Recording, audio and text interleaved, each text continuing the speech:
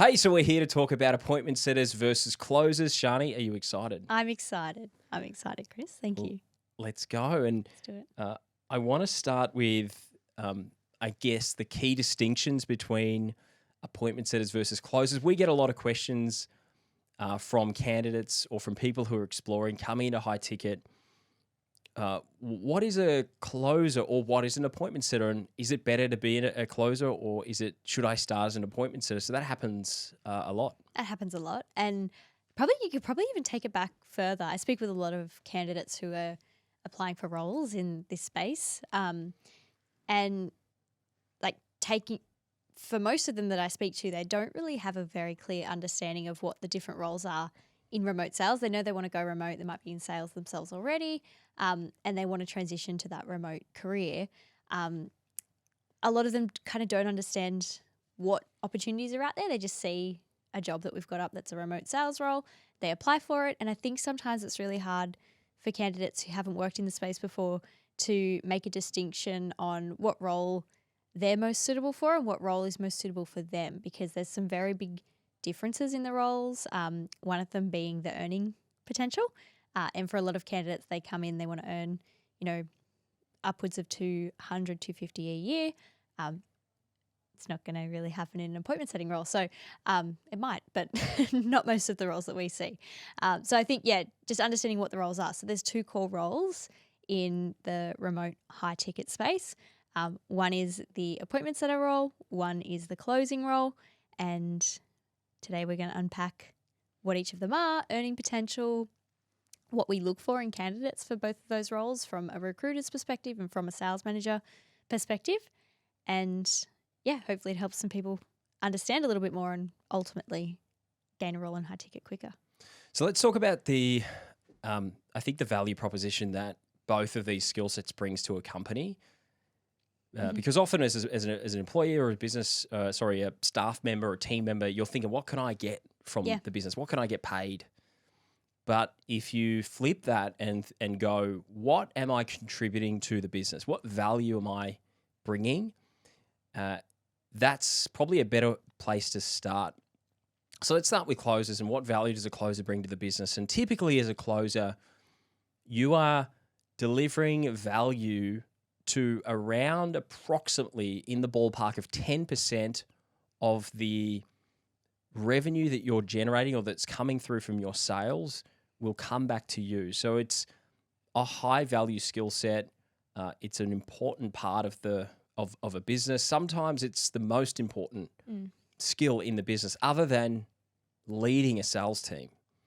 Often it's bringing that, landing the big fish, closing the deal is the most important role in the company. And so you're paid quite handsomely for that. Often more than the business owner as well. I think that's important to mention, just to give context to, how much value is placed on this role in businesses. Closers are often earning more than the actual business owner is paying themselves. Correct. So you bring a lot of value to a business when you can close deals at a really high rate. So typically it lands around 10%. Now, whether that's paid, you've got a base salary, you've got some commissions and bonuses and accelerators.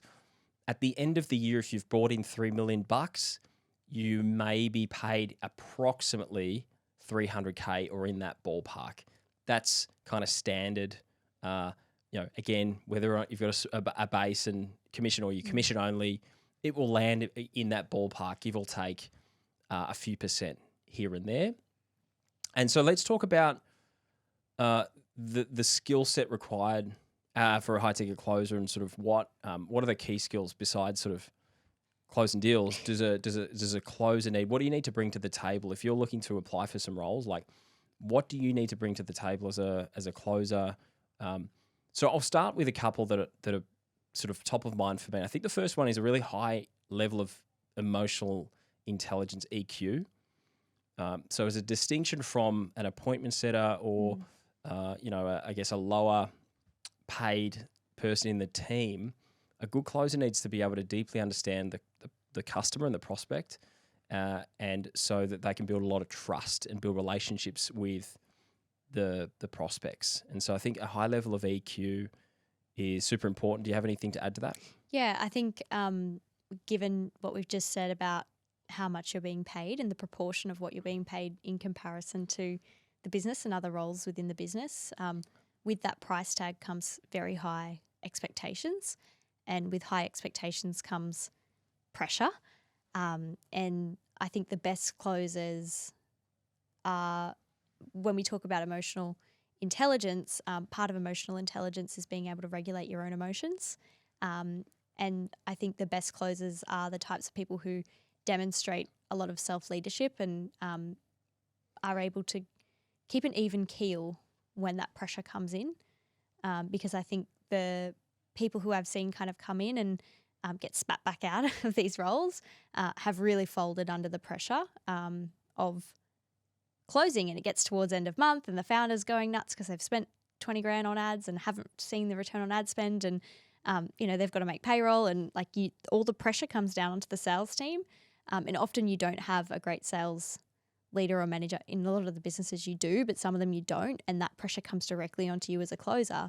And of course, if you're showing up to calls, we've spoken about this a lot on the podcast, but if you're showing up to calls with that frame of mind and that in that scarcity kind of mindset in the back of your mind, that's not a great way to turn up to a sales call. So I think, the best closers have an ability to cope well under pressure and keep an even keel. I agree. I think you said that well. You're often stressed. You're often getting stress and pressure from above, but the key is to still be able to show up to the call on the 30th of the month. You're behind target. Everyone's stressed. You're stressed. You've got to make your commission, but the prospect doesn't feel that. The prospect feels your calm, cool demeanor. They feel understood. They feel like you really get them, and you appear composed under that pressure. Even when you're deep in objection handling on the 30th of the month, you're way behind target, and you really just want to get this person to buy, get them in a headlock and say, just buy, give me your credit card details. Yeah. So just that level of emotional control, though, social awareness, so understanding people, being able to read people, being able to understand what makes them tick, and also just regulate your own emotions is big. Yeah. It's a deep embodiment of that as well, though. I think that word, you've just kind of rolled your eyes, embodiment. But I think when I'm interviewing a candidate, the interaction that I have with them during the interview phase, I can very clearly see whether, they've got the theoretical understanding of EQ and they've done some sales training or whatever it is, or whether they actually truly embody that and they're present with me, they're making me feel comfortable, safe, trusted, authority on the call, all of those things come through. So it is it's not just an understanding of that, it's showing up in that way as well. So that's probably important for people to be aware of when you're on an interview. You really need to embody the type of person that you will show up to a sales call as, because you're being assessed based on that. I think number 2 is authority and credibility. So, which is hard to buy. It's hard to skill. It's a skill you can learn. You can learn it as a skill. You don't have to have a plaque on the wall that says you've achieved. You're a billionaire, and you're trying to teach. You're selling a program that teaches people how to make money, and so. But you're a billionaire. You don't have to have the accolades to be perceived as an authority. It helps. Really helps because it does position you as an authority before someone comes to a call. But the way you communicate with confidence, presence, the positioning that you have on the call, where the prospect just immediately sees you as a level up. They have situational higher status. You have, as a closer, you need to have situational dominance or situational higher status. Even if the person you're speaking to is, let's say they're a billionaire, but your jam is fitness, you're selling wellness, and the person on the Zoom is struggling with their weight. And it's a skill, it's an area where you're the expert in the room. And so you have that situational status, that situational dominance. And you just have to command that, where within that interaction, the prospect respects you and they're going to take your advice. I think that's hard for some people, especially people who are junior, who are starting out. They don't have a lot of confidence. They don't have a track record. it is hard for that person to communicate in a way that presents you as an expert. It's really hard to fake that. Yeah, well, I think that was something that I was sort of plays into something that I was going to bring up is often I'll meet a candidate and they may not be suitable for most closing roles, but there are specific industries where they could make it happen. And so I think sometimes it'd be nice for it to be black and white around whether you're in this appointment setter camp or closer camp. And sometimes I meet someone who is like very clearly appointment setting's their level, but they've got this one thing where they've got deep understanding of that topic. And it might be, they've been a PT for 20 years. And so they've been a PT. This one's a great example because it's just happened recently. They've been a PT for women over 40 for the last 20 years. And they've got sales experience and they've been selling to those women PT packages.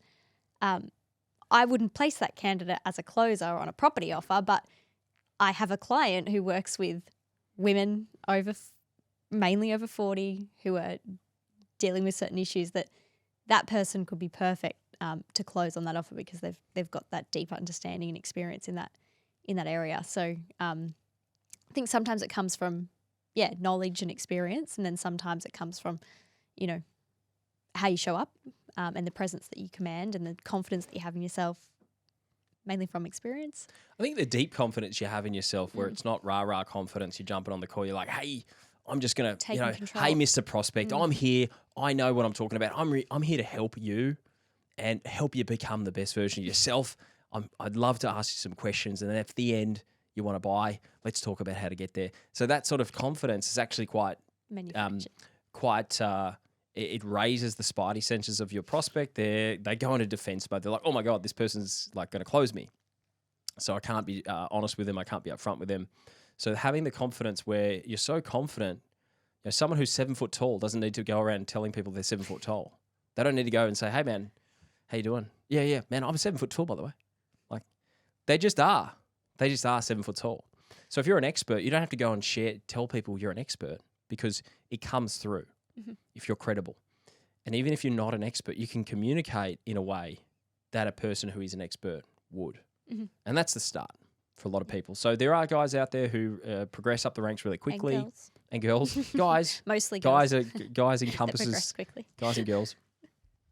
There's lots of girls that progress really quickly, and often they can be much better, especially because this is generalization, but they can often have better EQ. So that progress really quickly before they accumulate the accolades and the credibility, the status, I guess, or the the awards or the achievements, they can still progress really well, really quickly to becoming a top producer as a closer purely because they communicate as an expert. And that can be enough. But often it's helpful if you've got some runs on the board. Yeah. So that's number 2. Number 3 is objection prevention. Objection prevention and, of course, handling. So being able to really navigate objections. So number 1, not making sure you don't get objections, I think is the biggest skill of a closer, of someone who's really skilled on the phone or Zoom.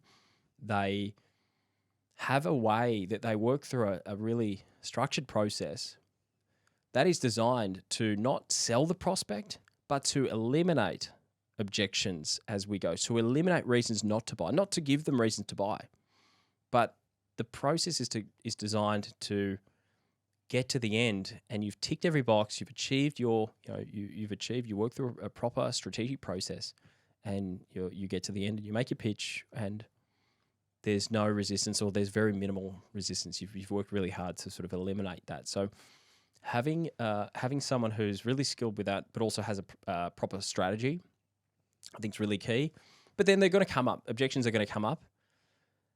And so being able to navigate objections and being very skilled at maintaining trust while digging deep in the objection. I think a lot of objection handling is just staying on the call with the prospect. It's being there, because I think the biggest thing that people who are inexperienced with sales, what they'll get an objection, and it will be like, for sure, no worries.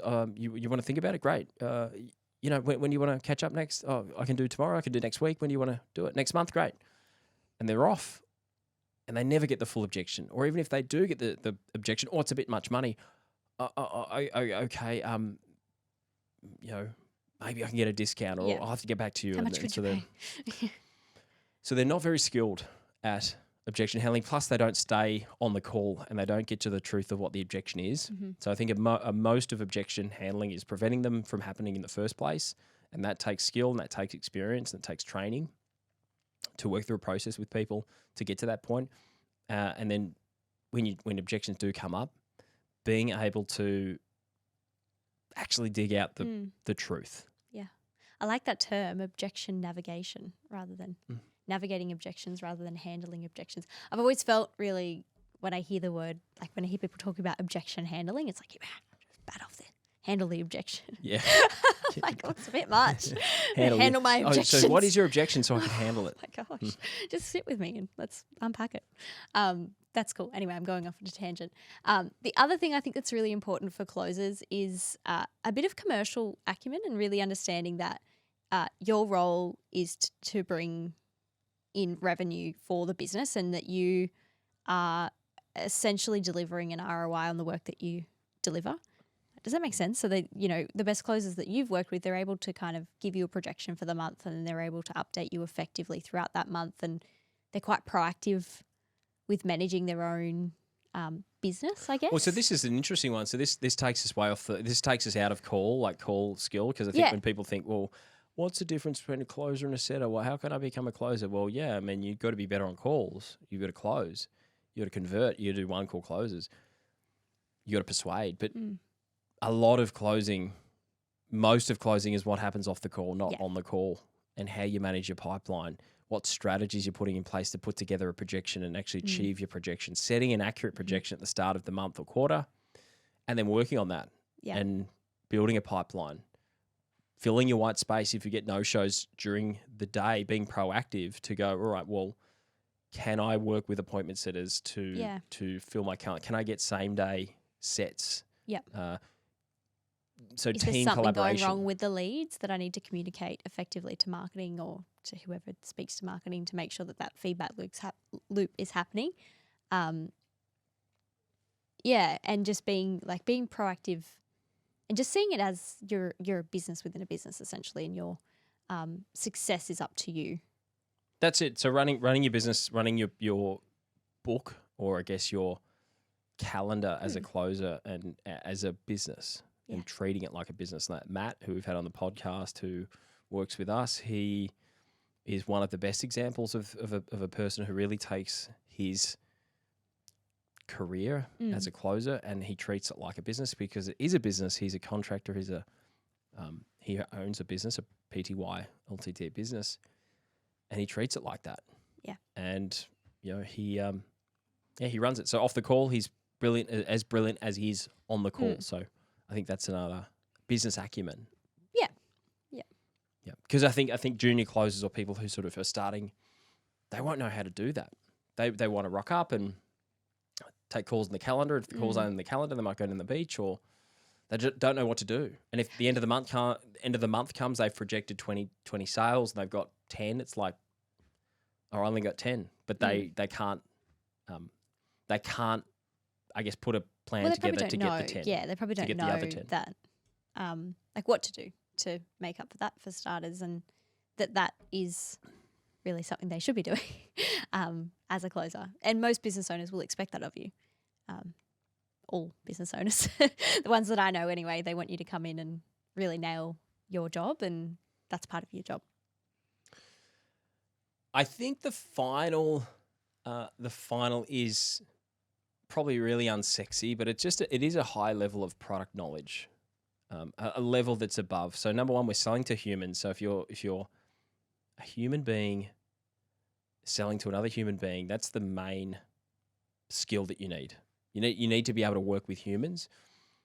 So regardless of the product, if you're selling cars, if you're selling programs, if you're selling technology, you are selling to humans. So the product is the product, but you're selling to the human. So that's the main factor. But I think a big key difference between an appointment setter or an entry-level salesperson and a really skilled closer who gets really great results is they just have a deep understanding of what they're selling, and they can communicate that in a really concise way. So you don't need to be really blabbing out product features and benefits on a call to really get the sale, because if you're doing that, you're losing.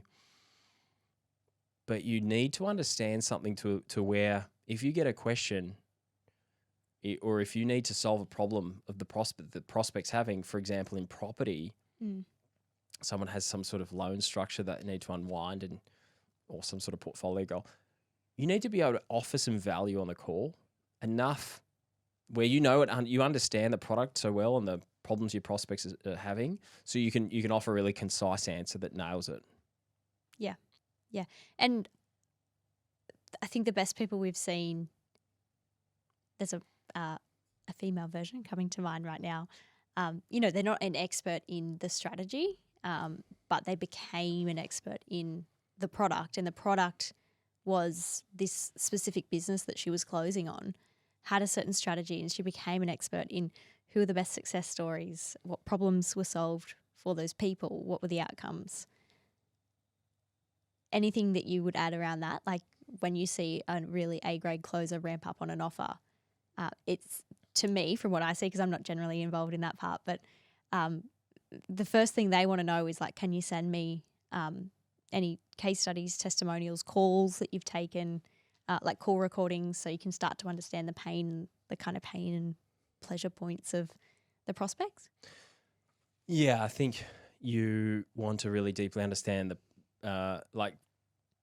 product and who you're selling for. If you're selling for a company and they've got all of their testimonials, and you're talking to someone who fits a demographic that you help, it can be really advantageous on a call to be able to link, hey, you've got a really similar story to this person who we helped, and these were the problems they were experiencing. This is the process we implemented, and this is what the results that they achieved.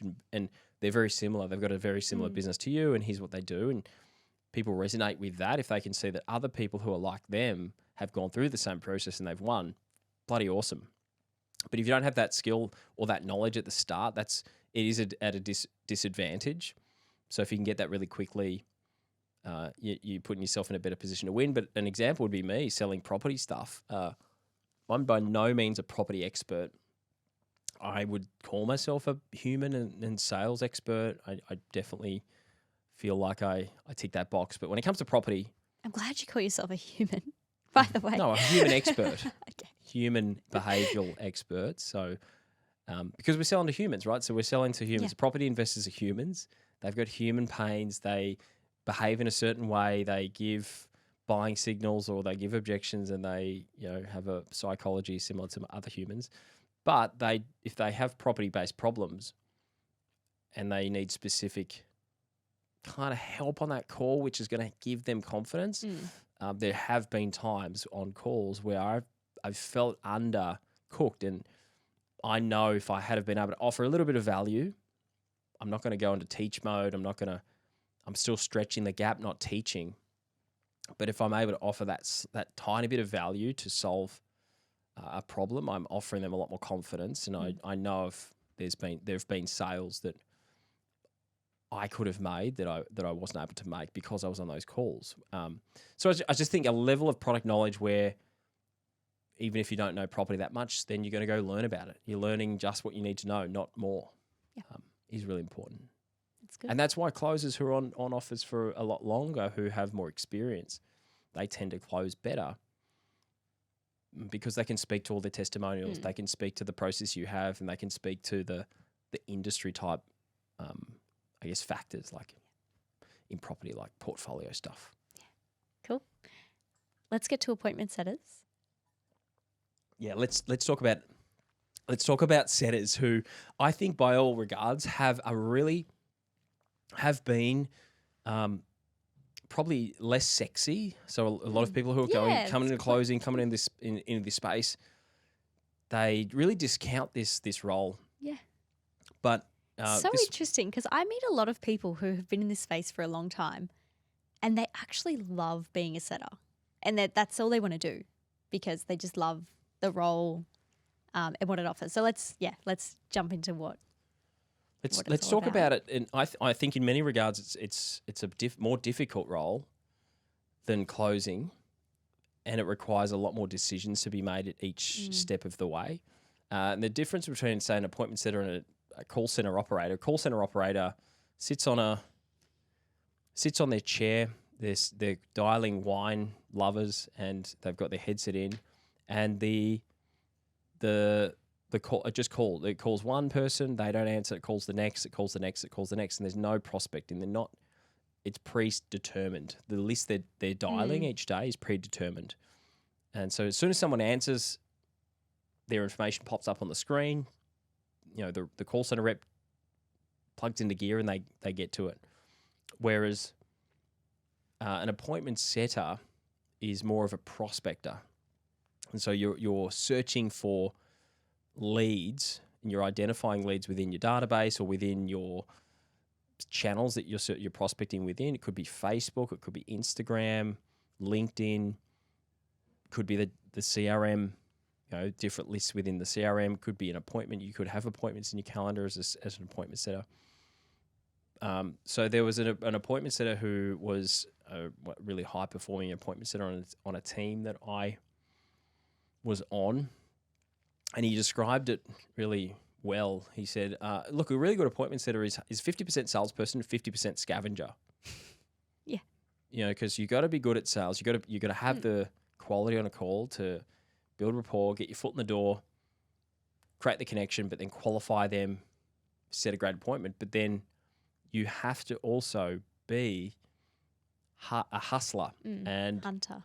You're hunting for your food. You're like a scavenger. You're looking for your next meal. And every minute of the day, you're making decisions. You have a no-show. Okay, where am I going to go next? It's so bloody easy as an appointment setter to get off track. And if you don't have a proper strategy, and you're not really hungry, then your day will go by and you don't get the results. So 50% salesperson, 50% scavenger. So that, I'd say, number one, the biggest skill or the biggest trait that appointment setters that are successful have is a hunger and a drive. I mean, this goes for closers as well. So I have to say for both closers and setters. Yeah, But salespeople, you want them to be hungry, right? But they have to be very, very motivated because there's a lot of work and you just have to really have that fuel to run you through your day. So that's number one. Yeah. One of our clients described it really well as gritty. They need to be gritty. An appointment setter needs to be gritty. So have resilience, have the hunger and resilience, because I think some people can be hungry, but then there's actually, my gosh, I'm gonna totally muff this, but there's two different types of resilience, and one of the types is it's how resilient you are over a long time, but there's actually a mechanism that's measurable within humans, and it's how quickly we bounce back from setbacks. Do you know what that's resilience?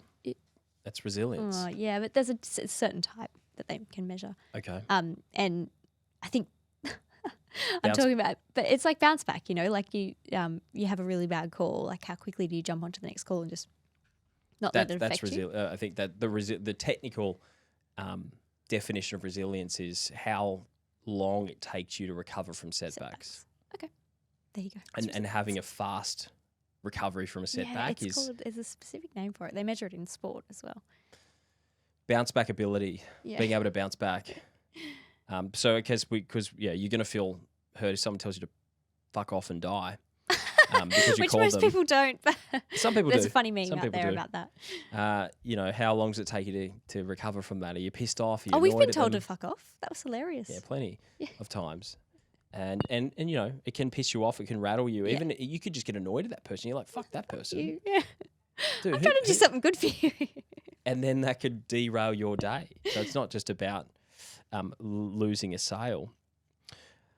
Rapport building skills are essential. So relationship building skills are really, really essential. So a lot of the building trust, the way that I see it, is there's two really key elements. There's connection and credibility. So the credibility part we spoke about for a closer, they need to communicate in a way that presents them as high status than the prospect and situationally.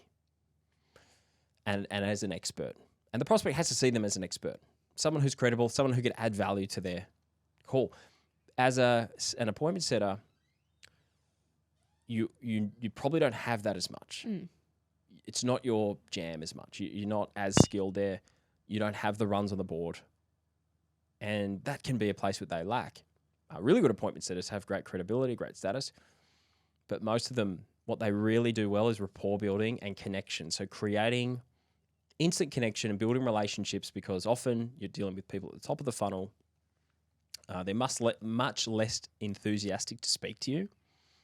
You have to jam your foot in the door, often on an outbound call, so interrupting someone's day, and you have to quickly create the connection, create intrigue, and get them into a conversation where you can sort of swing that door open and get into qualification. So that's super important, is just really fast rapport building skills where you can connect with someone.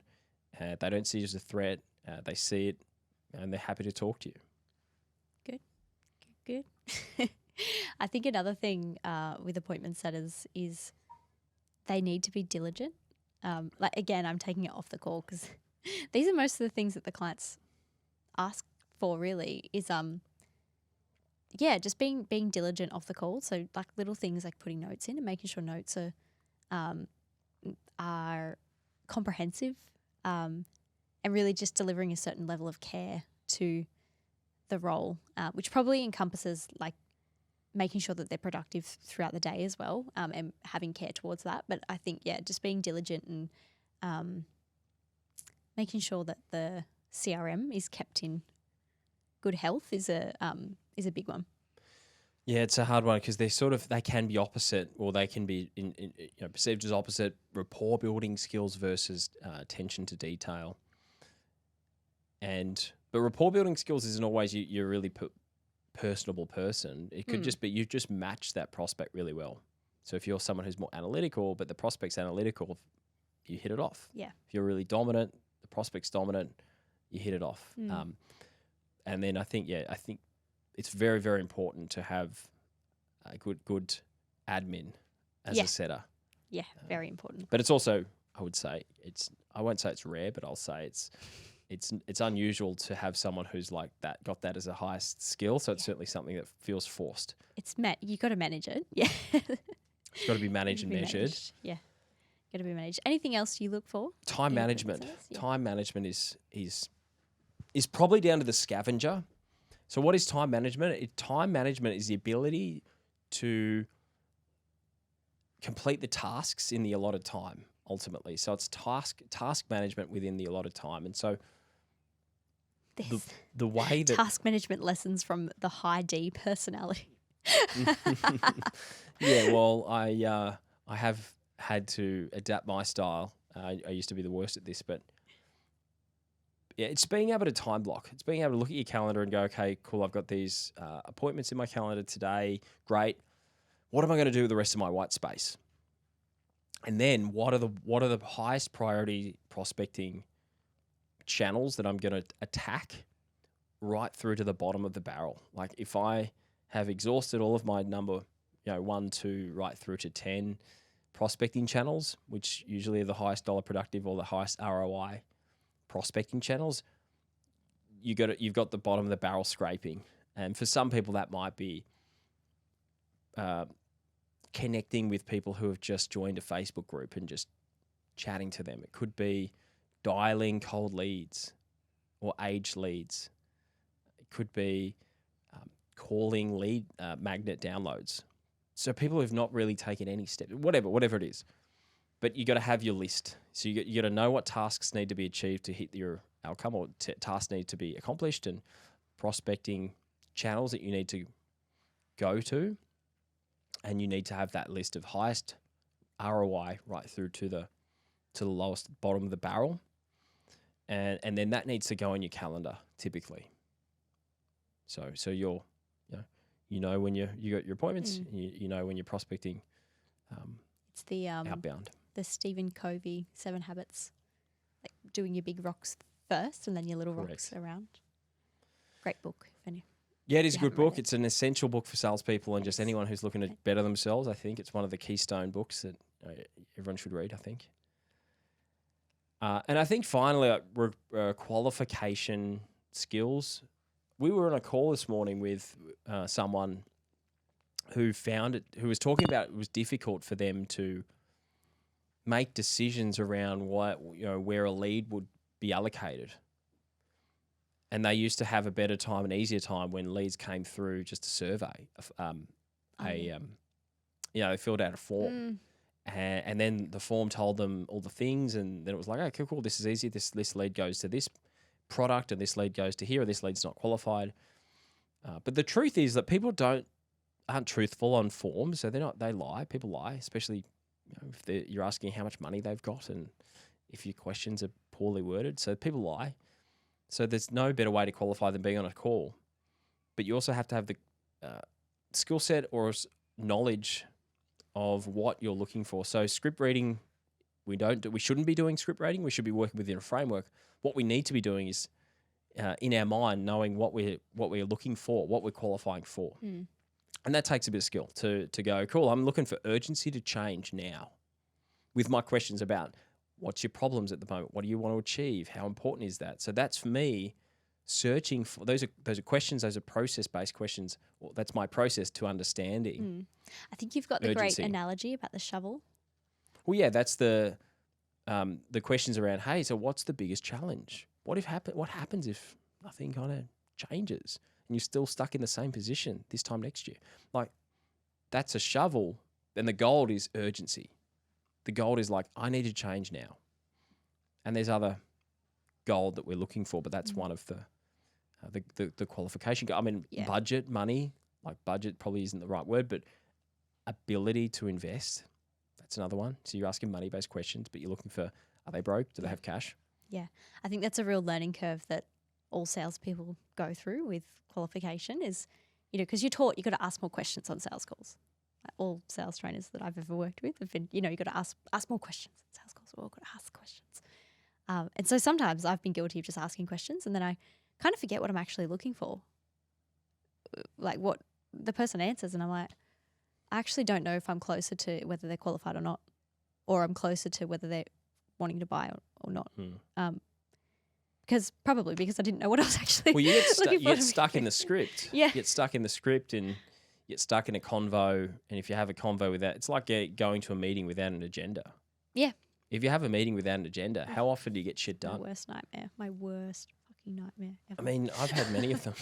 There's been a few lately where I've jumped up and you're like, so what are the action items? What have we achieved? Fuck all. Fucking nothing. It's a good use of an hour. It's an agendaless meeting. Yeah, yeah. Is a sales call without your goals and your objectives and your milestones. It's really milestones on a call. Yep. And not knowing what those are, and you're just reading a script and asking questions because it was on the script, and trying to get the sale. Correct. So those would be the biggest difference. And then what are we looking for in terms of like payment? So I truly believe an appointment setter, a really good appointment setter brings a really high amount of value to a sales team, like huge amounts of value. And typically you're being paid in a ballpark of 3 to 5% of the revenue that's being sold based upon your sets that have closed. Now, often you're just remunerated on deals that have been put into the pipeline, so qualified deals, deals that you've sourced and you've qualified and you've put into the closer or the AE's pipeline, and then you move on and you get the fast feedback because that's been an accepted deal. Now it's up to the closer to close, and if the closer is good enough to close, great. If they're not, then it doesn't affect you. There are many instances though where you are remunerated on whether the deal closes or not, so that creates a bit more buy-in. It's a bit of a longer feedback loop for you as an appointment setter. I don't think there's a right or wrong. I think most tech companies will remunerate based upon sort of qualified appointments, qualified deals that have been put in the pipeline. But then there are a lot of opportunities out there which will pay on closed deals. Yeah. And then you're in a situation where you've got to put good deals in the pipeline, but then the closers have to be good enough to close. And so they're relying on you to set good deals, and you're relying on them to close. And so that can create some interesting team dynamics when things aren't working. some good team dynamics. But yeah, really sometimes.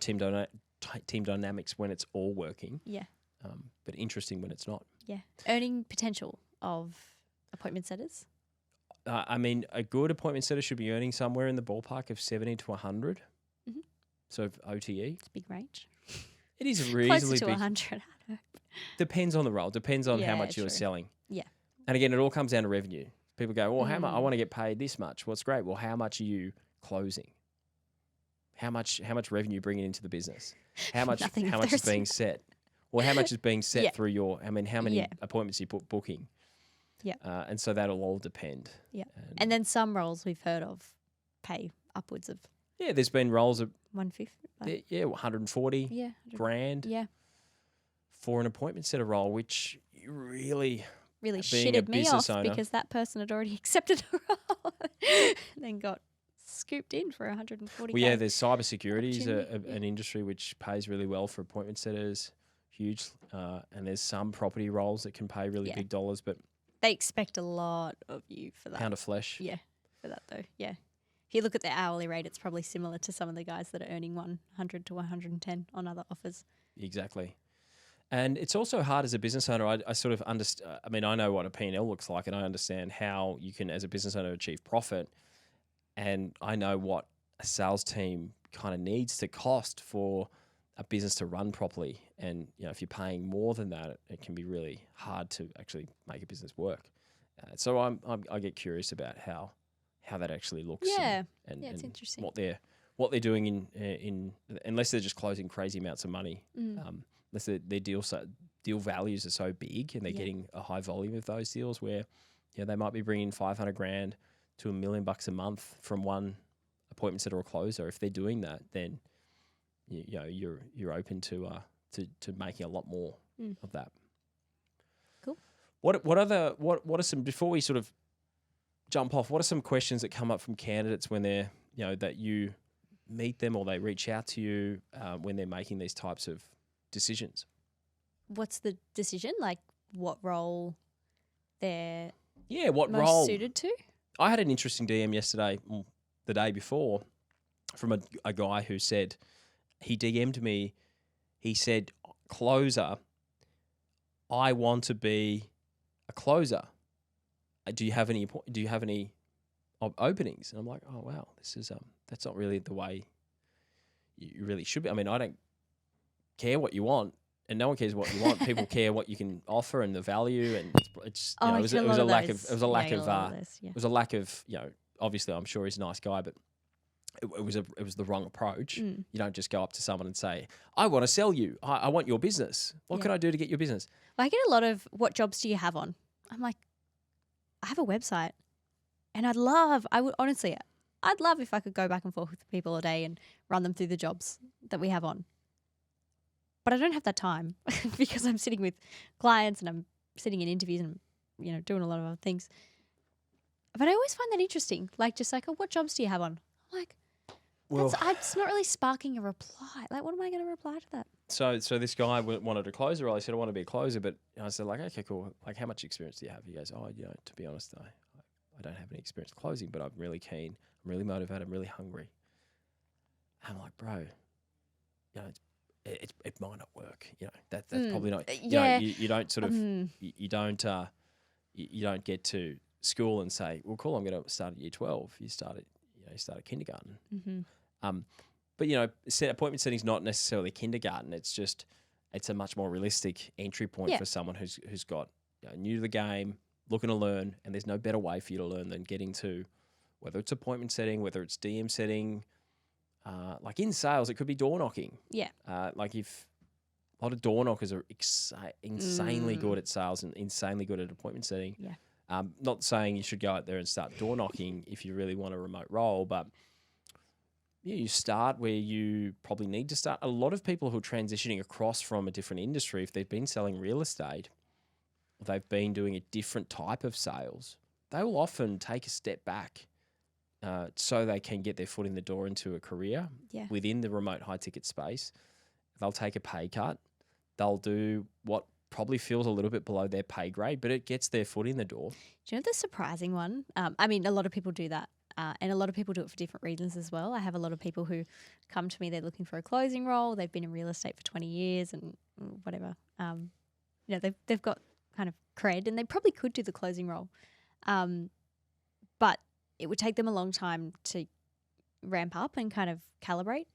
And so a lot of them do opt to do the appointment setting role for a few reasons. One of them being you can get your foot in the door a lot quicker, way quicker. But also they generally find they really like it because it gives them an opportunity to get reps in and get that product knowledge and really kind of build their skill set before going into a closing role. Because the risk that you run, as I kind of said earlier, like going into a closing role, the expectations are high and the margin for you to ramp up is about how long, babe? How long would you give a closer to perform before you move them on?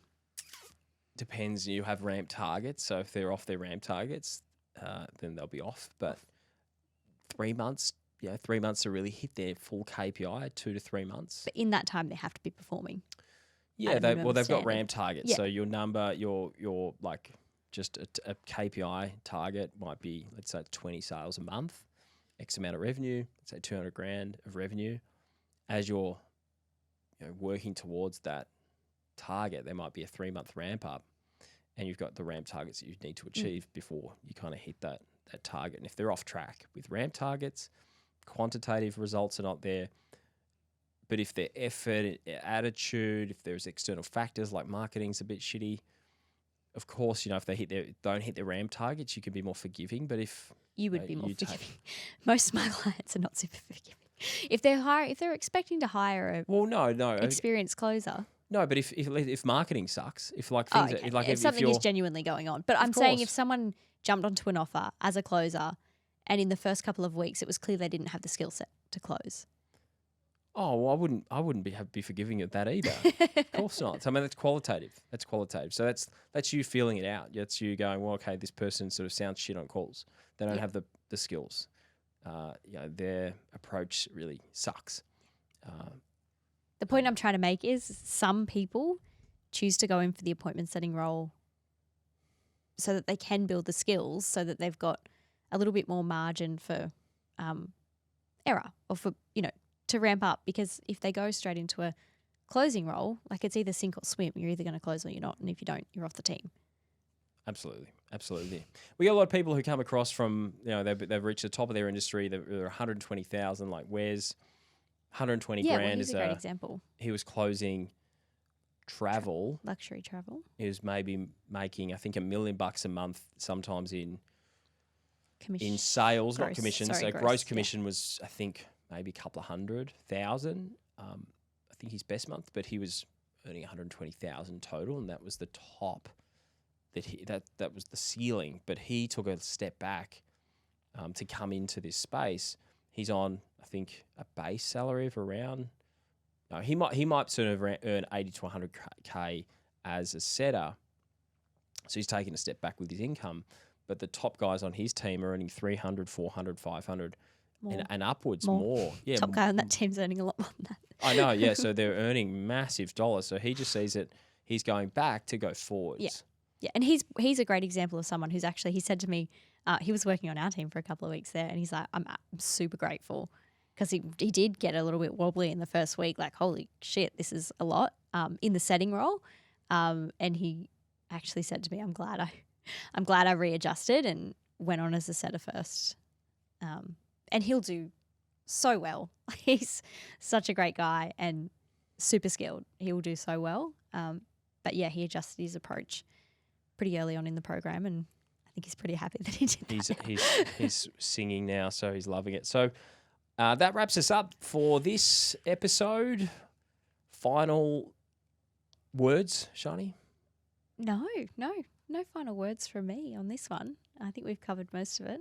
I think just, be realistic and no final words. And then I go on to have final words. Be realistic and just be open, be open to different opportunities. I think is always the thing that I see the best students succeed really quickly is that they're open to opportunity. They don't kind of close themselves off to anything, and often something amazing comes from that. Love it. All right, see you next week. See you then.